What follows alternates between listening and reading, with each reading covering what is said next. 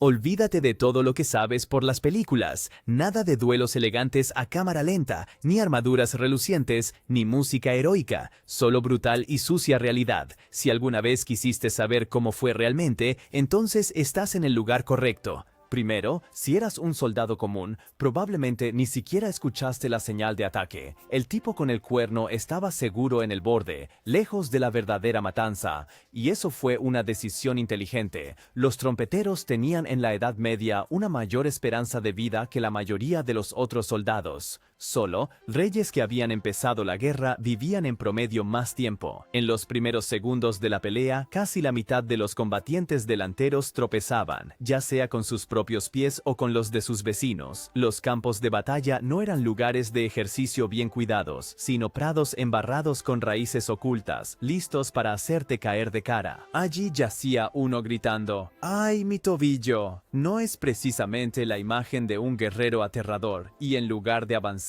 heroicamente, se movían lentamente en un montón nervioso. Las piernas temblaban por estar de pie durante horas. Junto a ti, alguien jadeaba fuerte, una mezcla de aliento a ajo y miedo puro. Sin mascarilla, sin distancia de seguridad y sin chicles medievales. Quien quiera saber por qué se gritaba tanto en ese entonces, era la única manera de no inhalar el contenido del estómago de su camarada.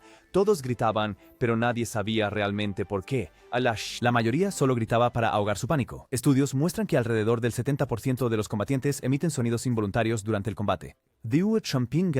A la que no te acordarías más tarde. Si tradujeras gritos de guerra medievales, probablemente saldría algo como «Mamá, quiero ir a casa». Luego te alcanzó el primer golpe. Alguien chocó contra tu escudo. Te zumbaban los oídos, ya fuera por el golpe o por el cráneo del tipo que te acababa de dar un cabezazo. No estaba claro. En lugar de música épica, había solo un caos salvaje de gritos, chillidos y el tintineo de metal contra metal o carne. Tu brazo vibraba tanto al bloquear que tus nietos quizás nazcan posteriormente con el temblor. Se quedara de pie. En 2 minutos, el gran plan de ataque se había desmoronado. Solo quedaba un objetivo, permanecer de pie. Porque quien, fiel, fue pisoteado. El suelo se volvió resbaladizo de sangre y vómito. Los brazos ardían por sostener el escudo constantemente. El sol te asaba a través de tu gambesón acolchado. Eso no era una armadura, era un móvil. Baño de sudor. Tu mundo se redujo a unos pocos metros cuadrados a tu alrededor. Todo lo que veías era la cara de pánico de tu oponente, tan confundido como tú.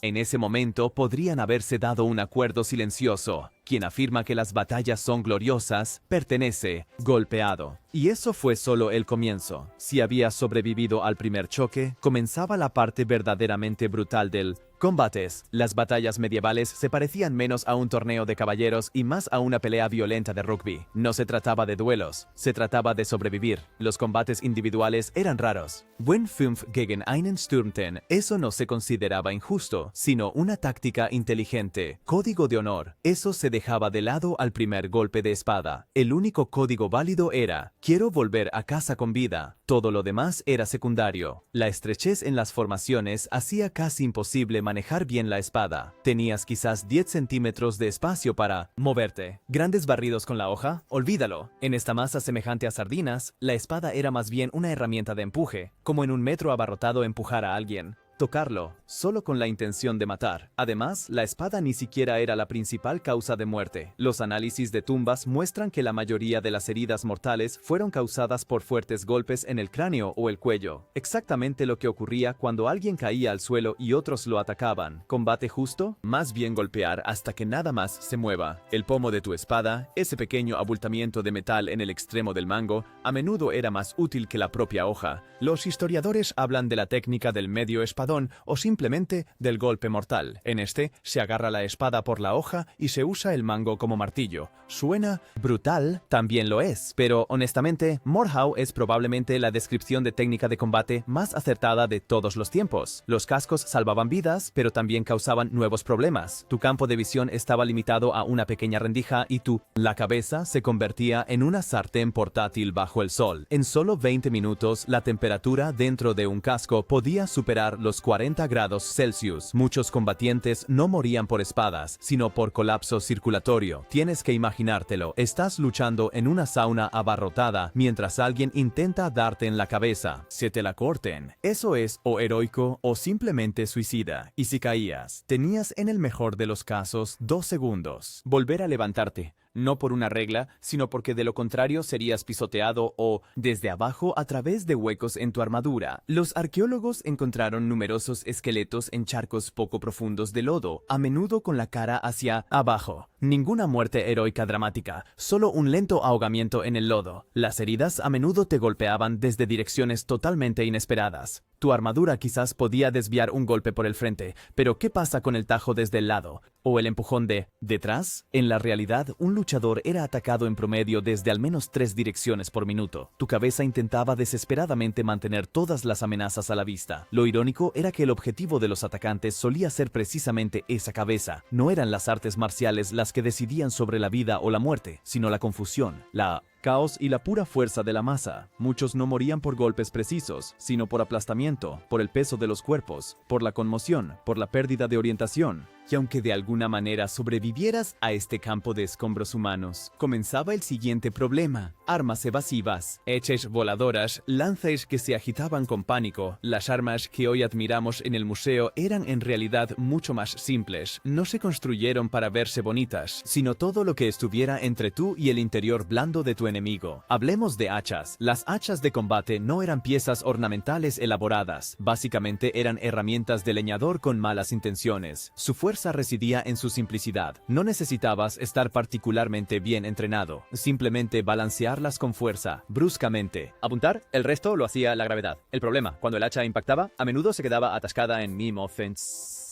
Escudos, en huesos, en costillas. Muchos luchadores con hacha murieron porque al sacar su arma se convertían en blancos. Un hacha atascada era el equivalente medieval a un teléfono inteligente que se apagaba con 99% de batería. Frustrante y potencialmente mortal. Las lanzas, por otro lado, eran las armas cotidianas en los campos de batalla. Algunos ejércitos las utilizaban en hasta el 70% de sus combatientes. ¿Por qué? Eran baratos, fáciles de producir y no se necesitaba una larga formación. Un palo de madera con una punta de metal a menudo no era más, y tenía una ventaja decisiva. Alcance. Podías atacar antes de que el enemigo siquiera te alcanzara. La desventaja, en formaciones cerradas, las lanzas se volvían un peligro para los propios soldados. Muchos soldados resultaban heridos más a menudo por las armas de sus compañeros que por el enemigo. Un doloroso recordatorio de que siempre se debe saber qué está sucediendo detrás de uno, especialmente si ahí hay un portador de lanza nervioso. Luego vinieron los garrotes, o más exactamente, las mazas. Resolvieron un problema que las espadas no podían manejar. Armaduras de metal. Cuanto mejor era la armadura, más inútil se volvía la hoja afilada. Solución: no cortar, sino destrozar. Un mazo era básicamente un pesado trozo de metal en un bastón, hecho para abollar armaduras y romper los huesos debajo. Simple, efectivo y absolutamente aterrador. Muchos caballeros religiosos preferían el mazo, porque técnicamente no derramaba sangre. Así no violaban las reglas de la iglesia. Lógica medieval en su máxima expresión.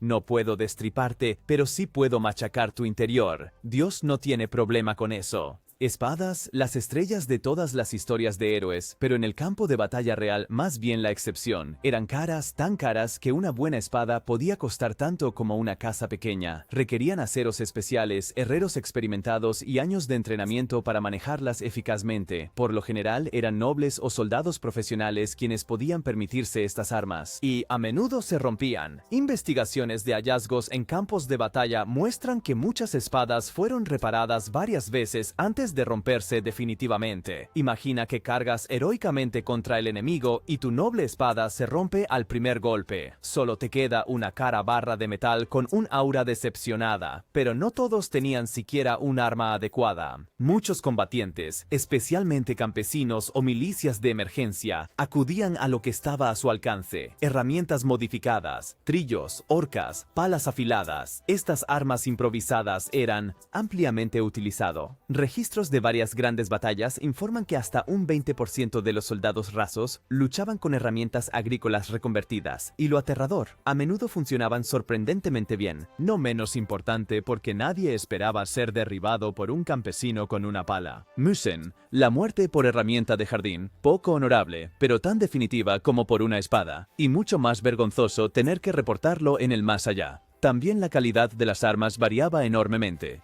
Mientras que reyes y nobles portaban piezas artísticas, la mayoría de los combatientes usaban productos de fabricación en masa, mal templados, oxidados, con sueltas. Muchos de estos armas fallaron en el combate, lo que llevó a una improvisación espontánea. Cuando estas herramientas burdas cumplían su función, los soldados se daban cuenta rápidamente de que la armadura no protegía contra. Sobre todo, solo te hacen más lento cuando intentas huir. Las heridas que causaban tales armas abrían un nuevo capítulo del horror, ya que la mayoría de estas herramientas no estaban destinadas a dejar heridas bonitas. Debían desgarrar carne, hueso y metal, aplastando todo lo que estuviera en el camino. Las armaduras ayudaban mucho menos de lo que se piensa. Una cota de malla podía desviar un golpe de espada tal vez una o dos veces, pero un impacto directo con un hacha o un mazo empujaba el metal hacia tu cuerpo. Tu protección se convertía en una trampa. Las heridas entonces no solo consistían en piel rota, sino en anillos de metal incrustados en la carne. Informes de cirujanos de campo medievales demuestran que alrededor del 40% de los caballeros heridos sufrían fracturas óseas a pesar de tener armadura intacta.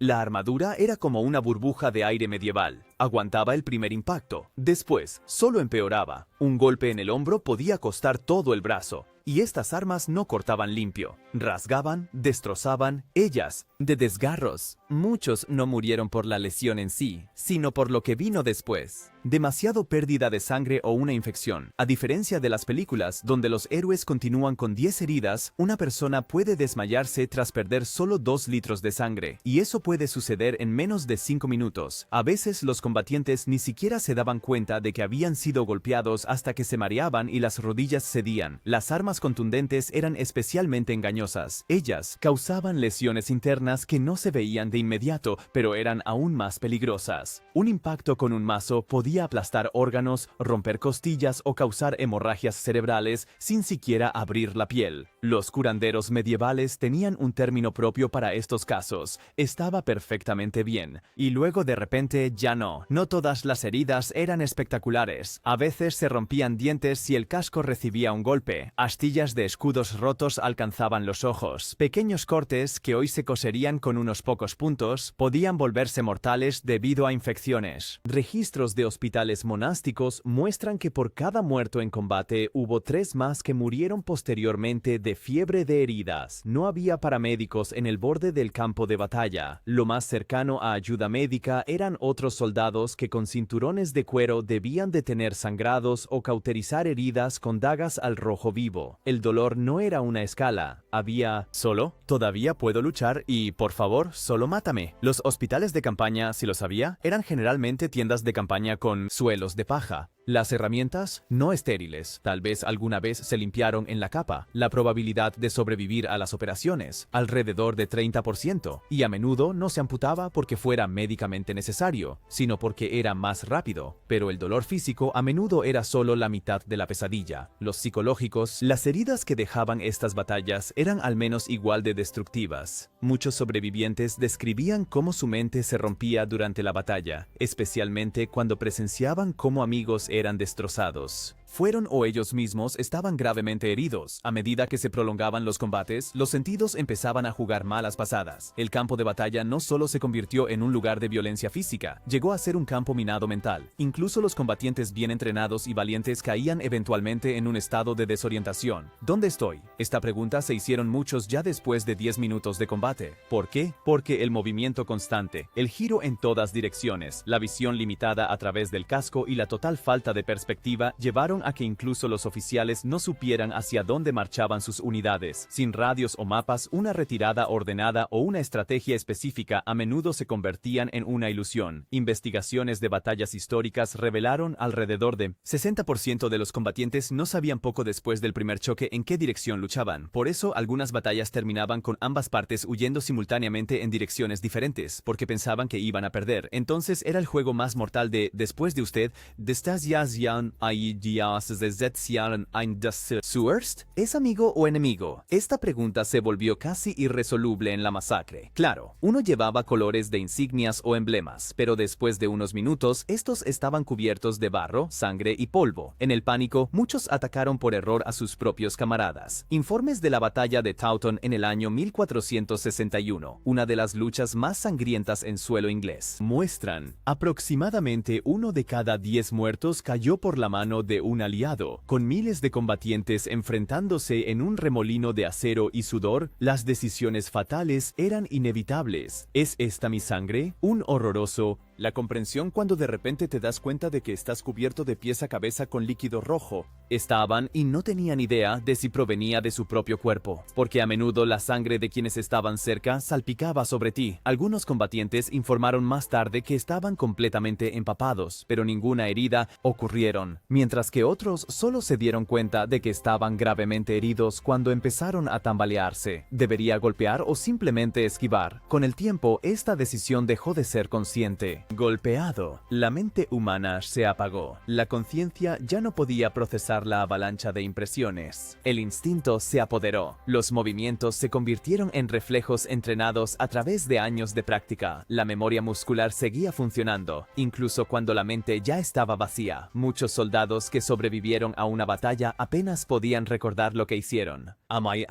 ¿Y qué es Habialiats? Pero su mente estaba en otro lugar. Es como el fenómeno cuando uno va a casa y de repente se da cuenta de que no recuerda los últimos. No puede recordar los 10 minutos de viaje. Solo que en este caso, en lugar de pasar por un semáforo en rojo, tal vez acaba de matar a varias personas. El cerebro humano simplemente no está diseñado para procesar el estrés constante de un combate cuerpo a cuerpo medieval. Miedo, ira, pánico. Estas emociones tomaron el control. Pensamiento racional, ausente. Estudios modernos muestran, ante una amenaza extrema, la parte del cerebro encargada del pensamiento estratégico se apaga casi por completo. Solo queda el instinto primitivo, lucha o huida. Para el combatiente medieval, eso significaba que la formación de batalla o táctica previamente elaborada se olvidaba en poco tiempo. En su lugar, se reaccionaba a formas, movimientos, sonidos, ya no a enemigos concretos. La vista se redujo a un túnel. Ya no se veían personas, solo siluetas, hojas brillantes, movimientos en el rabillo del ojo. En este estado, todo lo que se movía se convertía en una amenaza, ya sean amigos o enemigos. Muchos veteranos describieron más tarde una extraña alienación. Las personas a su alrededor dejaron de parecer personas, solo eran obstáculos, objetivos,